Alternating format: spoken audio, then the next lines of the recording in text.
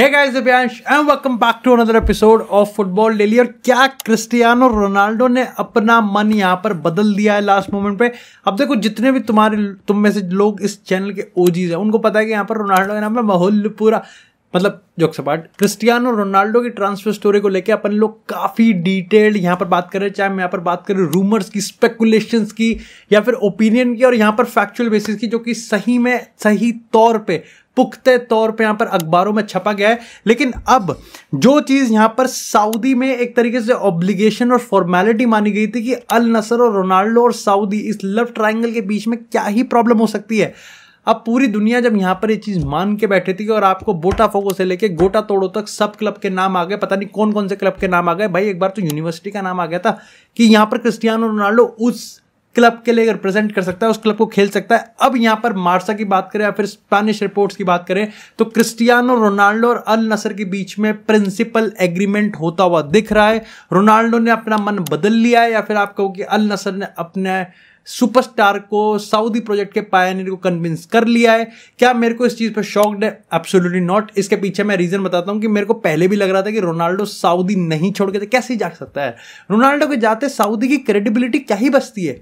लेकिन रोनाल्डो नहीं सिर्फ सऊदी के प्रोजेक्ट का पायनियर है, ठीक है, बल्कि वो एक्चुअली में यहां पर आप कह सकते हो कि सऊदी अगर किसी लेवल पे पैसा छाप रहा है, अगर छाप रहा है तो वो रोनाल्डो के नाम पे ही छाप रहा है। सऊदी को अगर कोई देखता है तो वो रोनाल्डो के नाम पे देखता है। ऐसे में क्रिस्टियानो रोनाल्डो के जाने के बाद सऊदी कहां मुंह लेके जाएगा? हैं? मेरे को लगता है कि यहां पर शॉकिंग चीज यह है कि क्रिस्टियानो रोनाल्डो ने अपना जो मन बदला है, जो यू टर्न मारा है, वो मारा है अल हिलाल पे। रोनाल्डो सऊदी पे कभी यू टर्न मारने वाला था भी नहीं, बट इट इज यहां पर उन्होंने जो यू टर्न मारा है वो है अल हिलाल के ऊपर। क्योंकि जो रिपोर्ट बताया जा रहा था कि पहले यहां पर अल हिलाल उसको लोन पे लेती, फिर अल नसर, वो चीज आई थिंक अब सिरे से खारिज होती हुई दिख रही है। क्रिस्टियानो रोनाल्डो वो चीज नहीं करेगा, क्योंकि शायद से देखो अभी भी ये चीज हो सकता है, लेकिन मे बी आई थिंक इसको पीछे मना करने का रीजन ये हो सकता है कि आई थिंक ये रोनाल्डो की इमेज को लेके थोड़ा सा अजीब होता है कि क्रिस्टियानो रोनाल्डो अल हिलाल खेल रहा है 1 महीने के लिए और फिर वापस से अल नसर आ रहा है।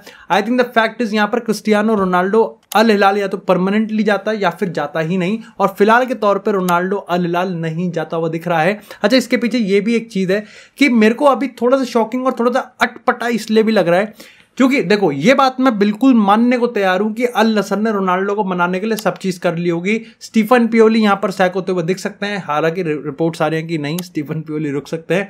ओ भाई, इसी के साथ यहां पर उसको वर्ल्ड क्लास मिडफील्डर्स डाले, मतलब कुल मिला के अल नसर अल हिलाल से कंपीट करने के लिए पूरी तरीके से तैयार है। लेकिन मैं आपको बता दूं, अल हिलाल अभी जो मैं आपको खबर दूंगा आपकी फटके 4 हो जाएगी अगर आप एक बाय चांस अल नसर के फैन निकल गए तो।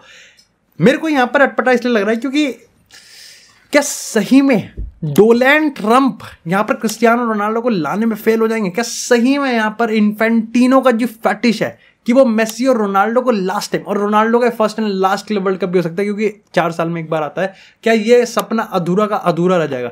फिलहाल के तौर पे क्रिस्टियानो रोनाल्डो अल नसर से एग्री करते हुए दिख रहे हैं, कॉन्ट्रैक्ट एग्री हो सकता है। फिलहाल रोनाल्डो का पूरा फोकस यहाँ पर नेशंस लीग में, जहां पर पोर्चुगल जर्मनी के साथ भिड़ेगी, और बहुत मैटर करता है भाई। रोनाल्डो का आने वाला साल आप कह सकते हो कि वो एक बार 1000 गोल की तरफ दौड़ेगा, वो यहाँ पर पोर्चुगल वर्ल्ड कप की तरफ दौड़ेगा, और यहाँ पर डिपेंड करता है कि अल नसर की जो उसकी लेगेसी होगी उसको किस नजरिए से देखा जाएगा। क्योंकि रोनाल्डो अल नसर के साथ रहता है या नहीं रहता है, बहुत कुछ डिपेंड करता है कि रोनाल्डो अपनी लेगेसी किस तरीके से छोड़ने वाला है। ऑफ कोर्स काफी लोगों को लगता है, मैं भी इसमें ही मानता हूं कि इट्स इररिलेवेंट। रोनाल्डो को जितना उखाड़ना था, फुटबॉल को जितना देना था, वो जुवेंटस और मैनचेस्टर यूनाइटेड के लास्ट सीजन तक देके चला गया। अल नसर सऊदी वो वेकेशन मना रहा है, but still he is the biggest player in the football world. भाई वो सबसे ज्यादा फॉलोड पर्सन है, सबसे ज्यादा, भाई he is the most marketable player. नजरें रहेंगी, अखबार छपेंगे, चैनलों के टाइटल में वो डलेगा। लेकिन खैर, इसी के साथ बात करते हैं अब थोड़ी सी यहाँ पर lamin Yamal versus Ousmane Dembele पे। उस्मान डेम्बेले सपेरे ने चैंपियंस लीग फाइनल क्या जीता भैया। डेम्बेले, देखो यहाँ पर मस्त चीज ये है, मैं पहले बता दूं, लुइस एनरिके ने खुलेआम कहा कि उस्मान डेम्बेले बैलन डोर विनर है। और मैंने चैंपियंस लीग के रिव्यू में बोला था कि एक मैनेजर का अपने फॉरवर्ड, अपने स्ट्राइकर और एक जो बंदा जिसको शायद से बैलन डोर उसके गोल के लिए मिल सकता है, उसने उसकी तारीफ यहां पर डिफेंसिव वर्क रेट के लिए कहा था। कितने खुल के का। सेम यहां पर पीएसजी की जब बस परेड हो रही थी तब भी यहां पर चर्चा इस चीज की चल रही थी कि उस्मान डेम्बेले यहां पर बैलन डोर जीते, सारे प्लेयर सबने वाउच करा। इंटरेस्टिंग लेना, अगर तुम सोशल मीडिया पे एक्टिव और फुटबॉल फोरम्स में हो तो पेप गार्डियोला की बहुत तरीके से ली, मैनचेस्टर सिटी की तरीके से ली। उन्होंने कहा कि जब यहाँ पर लुइस एनरिके और पूरी पीएसजी की टीम यहाँ पर उस्मान डेम्बेले को बैलन डोर जिताने पे तुली हुई है, सेम बार्सिलोना जब 2023 में अर्लिंग हालैंड ट्रेबल जितवा रहे थे तब पेप गार्डियोला मेसी के लिए ट्वर्क कर रहे थे। इसके रिगार्डिंग तुम्हारा क्या ओपिनियन है, कमेंट सेक्शन में जरूर बताना, क्या तुम इससे एग्री करते हो या फिर नहीं, ये मैं तुम पे छोड़ता हूं। लेकिन यहाँ पर बात करें लमीन यमाल की, तो यमाल से जब पूछा गया कि वो किसके लिए वोट करते हुए दिख सकते हैं, तो यमाल ने कहा कि अगर बात सिर्फ एक गेम की आई, शाबाश था यमाल यहाँ पे, तो वो देख लेगा।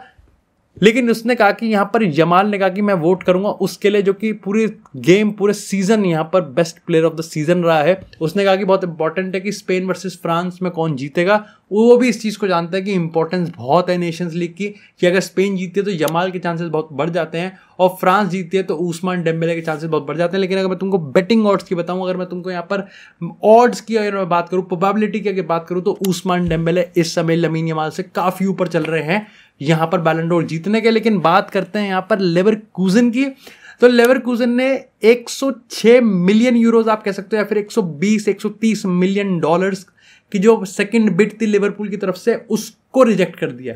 ये तब हुआ है जब फ्लोरियन विर्ट्ज और लिवरपूल में काफी दिनों से यहाँ पर एग्रीड हो चुका है, वर्बली दोनों पार्टी एक दूसरे के साथ काम करने के लिए तैयार हैं।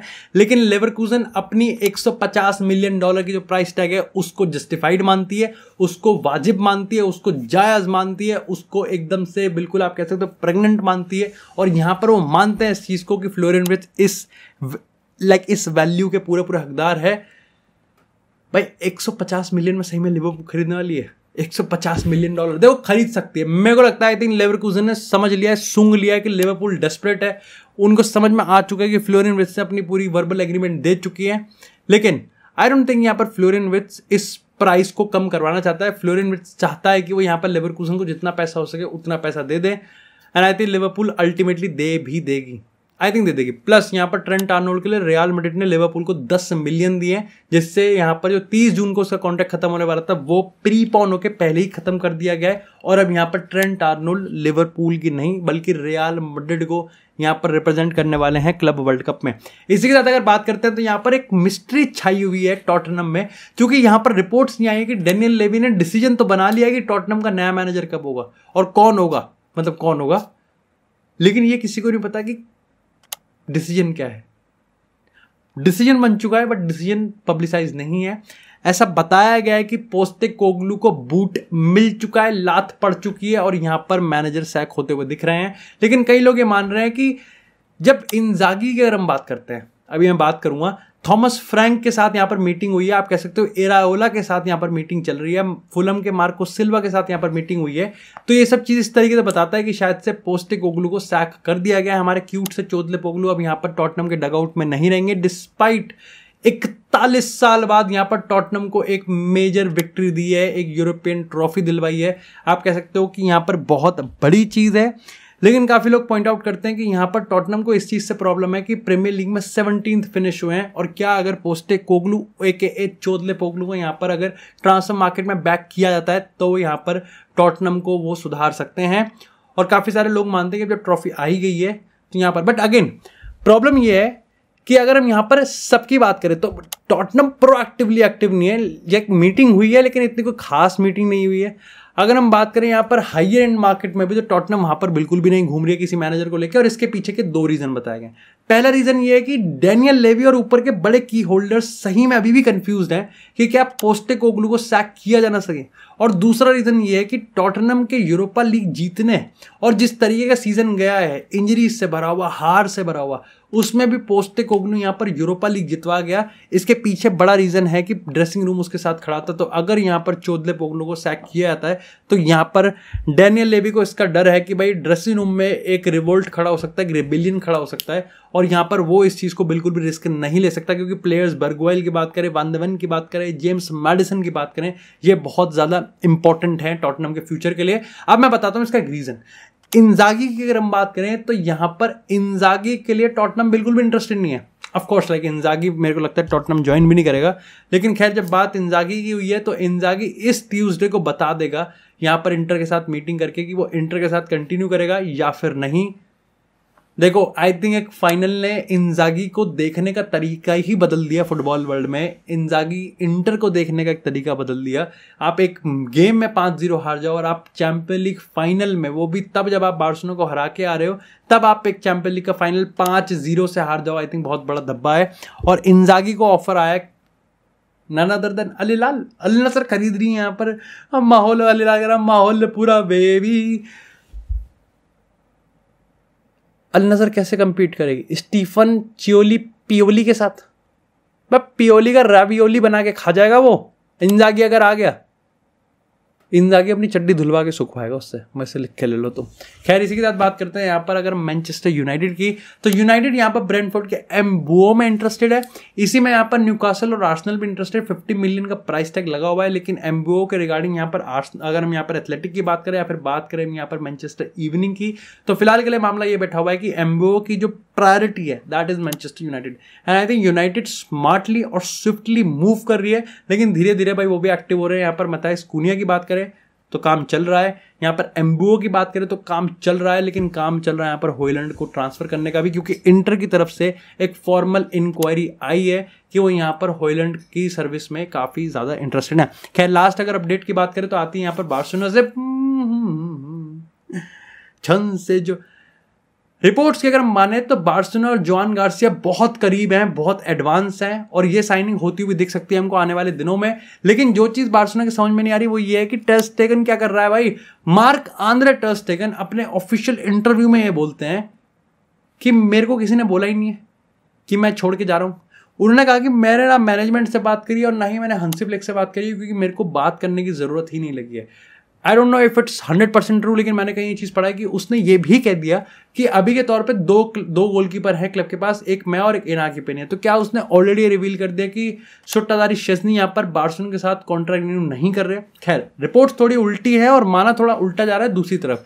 वहीं हंसी फ्लिक और बोर्ड का मैनेजमेंट ये मान के चलता है कि मार्क आंद्रे टर स्टेगन को सेल करना पड़ेगा और यहाँ पर जोआन गार्सिया और सुट्टादारी शेज़नी ही 2 गोलकीपर होने वाले हैं, विद इनाकी पेनिया सेल्टा विगो के रडार पे और मार्क आंद्रे टर स्टेगन को दुकान पे लात मारो। मेरे को लगता है कि टर स्टेगन के साथ मामला ना थोड़ा सॉल्टी और टॉक्सिक होने वाला है। But do let me know कि तुम्हारे हिसाब से क्या टर स्टेगन को जाना चाहिए और जाना चाहिए तो कहां और कितने पैसों में।